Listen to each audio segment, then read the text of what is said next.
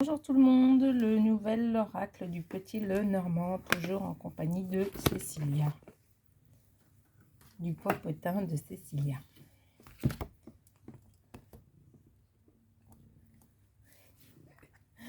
Donc voici le livret, l'intérieur du livret. Attendez, est-ce qu'on voit rien? Voilà, comme ça. Des petites cartes. Donc c'est un tirage que je fais pour vous et pas pour moi. Il vous faut vous poser une question, choisir l'une des 3 cartes et j'espère que ça répondra à votre question.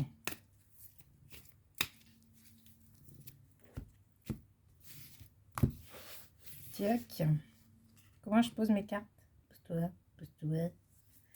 Pousse-toi, pousse-toi, pousse-toi. Bon, bah, carte numéro 1. Carte numéro 2. Voilà, on la met là. J'arrive pas à les attraper en plus. Carte numéro 3, on la met là.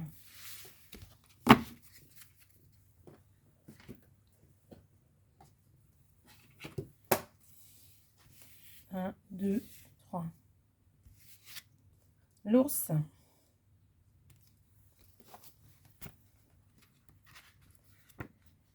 Alors, 17, 15.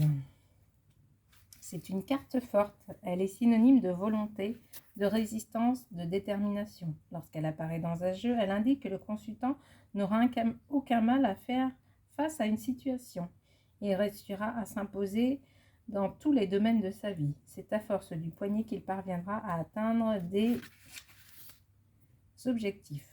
Selon les cartes qui l'entourent, elle peut soit symboliser la solitude assumée et bien vécue, soit la vie de couple ou de famille épanouie. C'est aussi la carte des grands-parents. Dans un contexte négatif, qu'il s'agisse du domaine professionnel, amical, sentimental ou familial, l'ours peut représenter la cruauté et même la violence. Ne te gratte pas sur la caméra, mon petit chat. L'homme, 28. Non, pas tes fesses non plus. 28, 28. Cette carte est souvent la représentation imagée du consultant dans un tirage, lorsqu'il s'agit d'un homme. La réduire à cette utilisation est toutefois dommage. S'il est vrai que dans certains tirages, elle peut prendre les traits du consultant, du mari, du père, d'un frère, d'un collaborateur ou d'un supérieur, la carte de l'homme peut aussi être interprétée à la façon de l'empereur du tarot de Marseille. Ainsi, au travail comme en vie amoureuse, elle présage un cycle d'équilibre et de stabilité. Bien entourée, elle signalerait que le consultant saura garder le contrôle des événements. C'est le sens de la performance, le besoin d'aller droit au but ou à l'essentiel, la combativité, la capacité à lancer des projets. Le serpent. Carte numéro 7.